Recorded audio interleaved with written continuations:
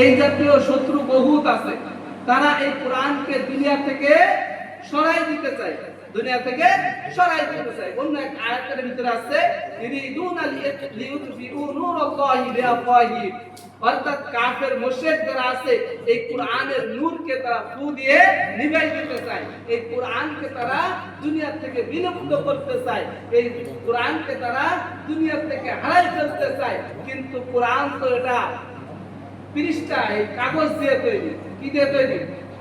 কাগজ দিয়ে তৈরি। এই কাগজের পৃষ্ঠা ছিঁড়ে ফেলানো যায়, তাই না? আগুন দিয়ে পোড়ানো যায়, তাই না? ও মাটির নিচে চাপা দিয়ে শেষ করে খাওয়াও যায়, তাই না?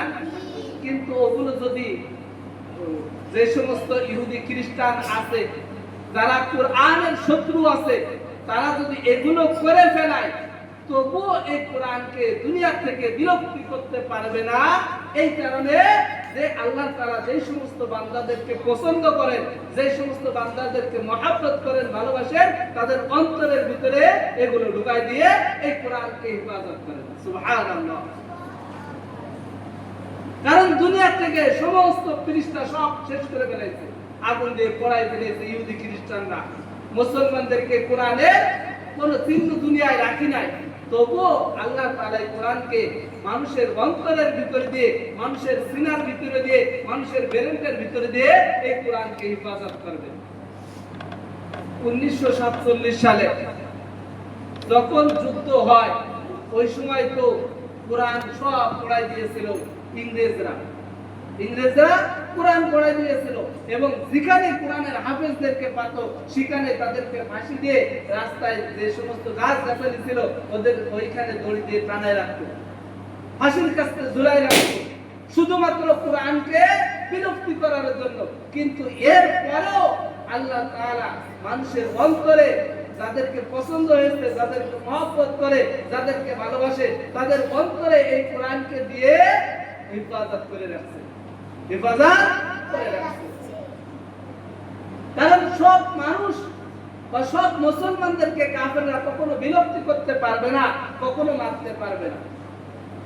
কারণ যখনই পৃথিবী থেকে সমস্ত মুসলমান বিলুপ্ত হয়ে যাবে, একজন মুসলমান থাকবে না, একজন আল্লাহ ওয়ালা ওয়ালা থাকবে না, একজন কোরআন তেলাওয়াত করনেওয়ালা থাকবে না, তখন দুনিয়া ধ্বংস হয়ে যাবে, তখন দুনিয়া ধ্বংস হয়ে যাবে।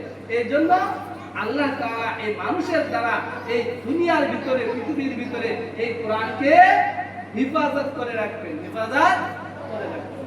এই জন্য আল্লাহ তাআলা নিজেই বলতেছে এই কোরআনের হেফাজতের দায়িত্ব আমি স্বয়ং নিজে আল্লাহই নিয়ে রাখলাম, স্বয়ং আল্লাহই নিয়ে রাখলাম, যে এর হেফাজতের দায়িত্ব আমার।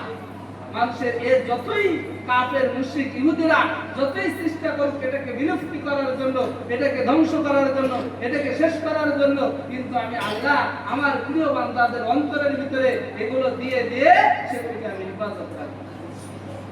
এই জন্য আমাদের মাঝে এই হেফজ করার থেকে একজনের সিনার ভিতরে এই কোরআন আল্লাহ তাআলা দিয়েছেন সব পরিপূর্ণটা। সেই অনুষ্ঠানে আমরা উপস্থিত হতে পেরেছি, এটা একটা গর্বের বিষয় না? হ্যাঁ, একজন এখন আপনারা হাফেজ হইতে পারেননি, আপনারা লেখাপড়া করতেছেন, এই পিছনে কথা আছে কিন্তু আপনারা লেখাপড়া করতেছেন, তাহলে আপনারাও এরকম অনুষ্ঠান একদিন করবেন না? অন্তরের ভিতরে আছে না এরকম আকাঙ্ক্ষা যে আমিও একদিন হাফেজ হবো, আমিও কোরআনকে পড়ে পড়ে মুখস্থ করে শেষ করবো, ওই দিন আমিও এরকম ভাবে বড় একটা অনুষ্ঠান করবো যে আমি আজকে কোরআনের হাফেজ হয়ে গেছি, আমি আজকে পুরো কোরআন শরীফ মুখস্থ করে ফেলেছি, আমার আজকের থেকে মর্যাদা আরো বেশি বাড়বে, পারবে না? যখন আমার ভিতরে পরিপূর্ণ কোরআন চলে আসবে তখন আমার মান মর্যাদা সম্মান আল্লাহ তাআলাই বাড়াই দেবেন, দেবেন না? কিসের কারণে বাড়াই দেবেন? কারণ আমার ভিতরে কোরআন আছে, ওই কোরআনের কারণে আল্লাহ তাআলা বাড়াই দেবেন। এই যে অনুষ্ঠানটা হচ্ছে, এই অনুষ্ঠানে যার যে শেষ করবে তার দাম কিন্তু আজকে থেকে বেড়ে যাবে, কারণ আজকে থেকে তার নামও পরিবর্তন হয়ে যাবে। এতদিন সে তো আলিম আলিম ছিল, আজকে থেকে হয়তো অনেকে ডাকবে এই হাফেজ সাহেব হুজুর, হাফেজ সাহেব বলে ডাকবে না, যদিও হুজুর না হোক তবুও হাফেজ সাহেব বলে ডাকবে। ও শেষ করে ফেলেছে কোরআন শরীফ পড়ে পড়ে, মুখস্থ করে ফেলেছে, ওর ভিতরে পুরা কোরআন শরীফ আছে, ওর নাম আজকে থেকে হাফেজ হয়ে যাবে। এই কোরআনের একজন হাফেজ আছে, দেখো, এরকম বলবে না? এতদিন বলতো একজন ছাত্র যাচ্ছে, এতদিন কি বলতো? একজন ছাত্র যাচ্ছে, বাজারে যাচ্ছে, এখানে যাচ্ছে, ওখানে যাচ্ছে, কিন্তু আজকে থেকে বলবে একজন হাফেজ সাহেব যাচ্ছে, একজন হাফেজ সাহেব যাচ্ছে। এই নাম আজকে থেকে পরিবর্তন হয়ে যাবে, কারণ ধাপে ধাপে প্রত্যেকটা জিনিসের নাম পরিবর্তন হয়, পরিবর্তন হয়। আমি যখন ছোট ছিলাম আমাকে মনি মনি বলে ডাকতো, ডাকে না? হ্যাঁ, তারপর যখন বড় হয়েছে এখন নাম ধরে ডাকে, ডাকে না? এরপর আরেকটু যখন বড় হবো তখন চাচা বা দাদা এরকম ভাবে আস্তে আস্তে কি হবে? নাম পরিবর্তন হবে। যখন দুনিয়াতে যাবো তখনও আমার নাম পরিবর্তন হয়ে যাবে। আমার নাম আব্দুর রহমান থাকলেও ওই সময় আমার নাম হয়ে যাবে লাশ, লাশ হয়ে যাবে না? যখন আমার নিঃশ্বাস বন্ধ হয়ে যাবে তখন আমার নাম কি হয়ে যাবে? লাশ। কেউ নাম ধরে ডাকবে, রে আব্দুর রহমান ঘুমায় আছে কেন ওঠো, এরকম কেউ ডাকবে না। এই জন্য পদে পদে পরিবর্তন হয় না। আজকে থেকেও যারাই হাফেজ হবে যেই দিন থেকে ওই দিন থেকে তাদের নাম হয়ে যাবে হাফেজ সাহেব। কি নাম হয়ে যাবে? হাফেজ সাহেব। এই জন্য আল্লাহ তাআলা এই হাফেজ সাহেবের জন্য যাদেরকে মহব্বত করেন, ভালোবাসেন, তাদের অন্তরে কোরআনকে দিয়ে হেফাজত করেন। আরেকটা হাদিসও আপনাদের সঙ্গে দুইটা হাদিস তেলাওয়াত করেছি। কয়টা হাদিস? দুইটা হাদিস তেলাওয়াত করেছি। এই সবাই মনোযোগ দিয়ে শুনেন। একটা এই হাফেজ হলে আমার উপকারটা কি, আমার উপকার কি, আমার ফায়দা কি? আমরা দুনিয়ায় দেখেন আপনার দাদা চাচা যারা আছে না অনেকে, ওনারা কি করে? ওনারা কি করতেছে? হাটে ঘাটে ব্যবসা বাণিজ্য করে টাকা পয়সা সম্পদ কামাচ্ছে না? কি কামাচ্ছে? সম্পদ। সম্পদ কামাচ্ছে কিসের জন্য? হয়তো একতলা দুইতলা তিনতলা বাড়ি দেবে, একটা দুইটা গাড়ি কিনবে। হ্যাঁ, এই জন্য তো নাকি দুনিয়া একটু শান্তিতে থাকবে, একটু শান্তিতে চলাফেরা করবে, এই জন্য তারা মাথার ঘাম পায়ে ফেলে কিছু টাকা উপার্জন করে একতলা দুইতলা তিনতলা বাড়ি বানাচ্ছে না? কিসের কারণে? শান্তিতে থাকার কারণে। কিসের কারণে? শান্তিতে থাকার কারণে। কিন্তু এটা করতেছে কিসের জন্য? দুনিয়ার জন্য। কিসের জন্য? মাঝখানে কথা বলে, মাঝখানে কথা বলতেছে, এর জন্য আমার ডিস্টার্ব হচ্ছে।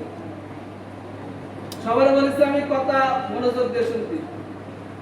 তাহলে আমাদের বাপ চাচা ভাই বোন যারা বড় আছে তারা কামাই রোজগার করতেছে, চাকরি বাকরি করতেছে কিসের জন্য?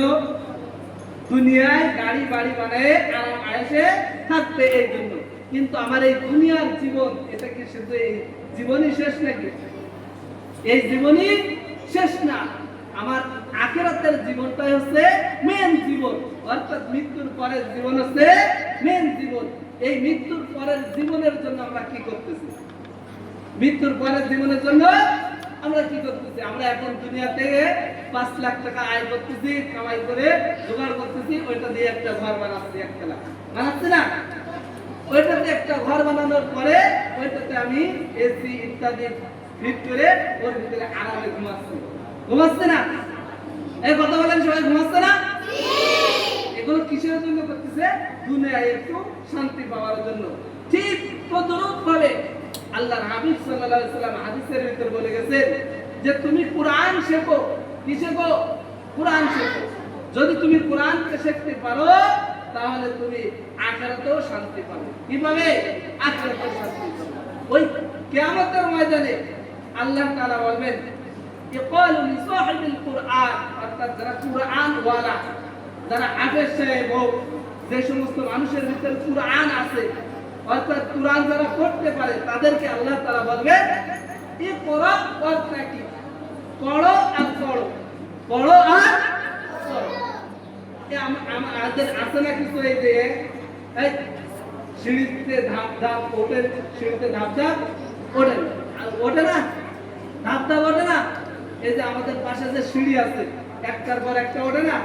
ওই কিয়ামতের ময়দানে আল্লাহ তাআলা বলবেন ইকরা ওয়ারতাকি, পড়ো আর পড়ো, পড়ো আর পড়ো। অর্থাৎ একটা করে আয়াত পড়ো আর এক এক সিঁড়ি করে বাও, এক একটা করে আয়াত পড়ো আর একটু করে উপরে ওঠো। কোন দিকে উঠবে?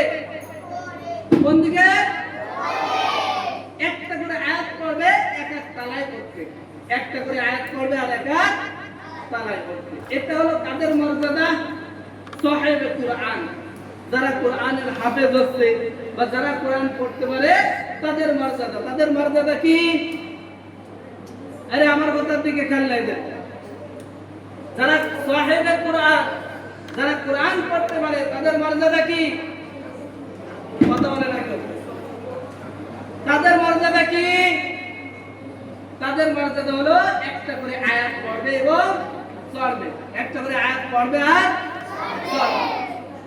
এই কথাটা আল্লাহর হাবিব সাল্লাল্লাহু আলাইহি সাল্লাম হাদিসের ভিতরে বলতেছেন, ইকরা অর্থাৎ পড়ো এবং চলো, পড়ো এবং চলো। অর্থাৎ একটা করে আয়াত পড়বে আর একটা তালায় পড়বে, একটা করে আয়াত পড়বে আর একটা তালায় পড়বে। তাহলে আমি যখন 10টা আয়াত শিখব, মাঝখানে কথা হচ্ছে, আমি যখন 10টা আয়াত শিখব তখন আমার তালা কয়টা হবে? হ্যাঁ কথা বলে, 10 তালা হবে না? আমি যখন 20টা আয়াত মুখস্থ করব তখন আমার তালা কয়টা হবে? আমি যখন 30টা আয়াত মুখস্থ করব আমার তালা কয়টা হবে? আল্লাহর হাবিব সাল্লাল্লাহু আলাইহি ওয়াসাল্লাম এটাই বলতেছেন, ইকরা ওয়াত্তাকি, পড়ো আর চলো।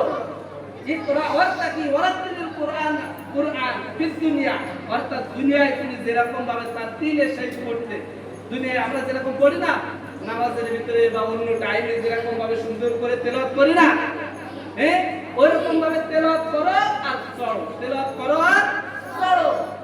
আল্লাহর হাবিব সাল্লাল্লাহু আলাইহি ওয়াসাল্লাম বলতেছেন, একজন কুরআন ওয়ালা অর্থাৎ সাহেবে কুরআন, যার ভিতরে কুরআন আছে, তাকে কিয়ামতের দিন এরকম বলা হবে, ইকরা ওয়াত্তাকি, তুমি পড়ো আর চলো।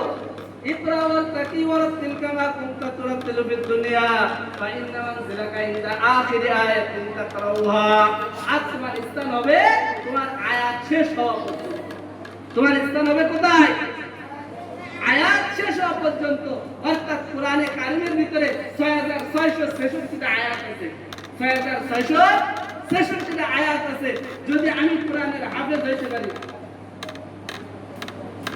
যদি আমি কোরআনের হাফেজ হইতে পারি, তাহলে আমার কয় তালার উপর থাকবো? আমি 6666 তালার উপর, তাই না? কারণ আমার স্থান হবে যেখানে আমার আয়াত শেষ হবে, সেখানে যে আমার স্থান হবে। আমি যদি 10 আয়াত মুখস্থ করি, কিয়ামতের ময়দানে অর্থাৎ জান্নাতে আমি 10 তালার মালিক হব। কয় তালার মালিক? আমি যদি 100টা আয়াত মুখস্থ করি, কিয়ামতের ময়দানে অর্থাৎ জান্নাতের ভিতরে যে আমি 100 তালার মালিক হব। তাহলে কিয়ামতে অর্থাৎ জান্নাতের ভিতরে কামাই আমাকে এখান থেকে করতে হবে, করতে হবে না? জান্নাতের কামাই আমাকে দুনিয়া থেকে করতে হবে। এজন্য আল্লাহ হাবিব সাল্লাল্লাহু আলাইহি ওয়াসাল্লাম হাদিসের ভিতরে বলে গেছে, আদ দুনিয়া মাযরাতুল আখিরা, অর্থাৎ দুনিয়াটা হচ্ছে আখিরাতের ক্ষেত স্বরূপ। এখানে আমি যে ফসল ফলাবো সেই ফসলটা আমি আখিরাতে যেয়ে পাবো, সেই ফসলটা আমি আখিরাতে যেয়ে পাবো। তা আল্লাহ তাআলা আমাদের সকলকে এই যে মজলিসে বসেছি, কোরআনের মজলিসে, একটা আনন্দ লাগতেছে না মনের ভিতরে? খুশি খুশি লাগতেছে না? কারণ আমাদের ভিতরে আপনাদের এক ভাই, আমাদের একজন ছাত্র, সে আজকে কোরআনে কারিম খতম দেবে, অর্থাৎ মুখস্থ করে হাফেজ হয়ে যাবে। একটা আনন্দের বিষয় না? যে দুনিয়া থেকে কোনো গ্রন্থ নাই, কোনো কিতাব নাই যেটাকে পরিপূর্ণভাবে মুখস্থ করে রাখা সম্ভব, কিন্তু আল্লাহ তাআলার এক মুজিজা, আল্লাহ তাআলার এক মায়া দয়ায় যে তিনি তার কিতাবটাকে তার বান্দার অন্তরের ভিতরে রাখেন। আল্লাহ তাআলা আমাদের সকলকে এরকম ভাবে সুন্দরভাবে হাফেজ হওয়ার তৌফিক দান করুক। আমিন। ওয়া আখিরু দাওয়ানা আলহামদুলিল্লাহি রাব্বিল আলামিন।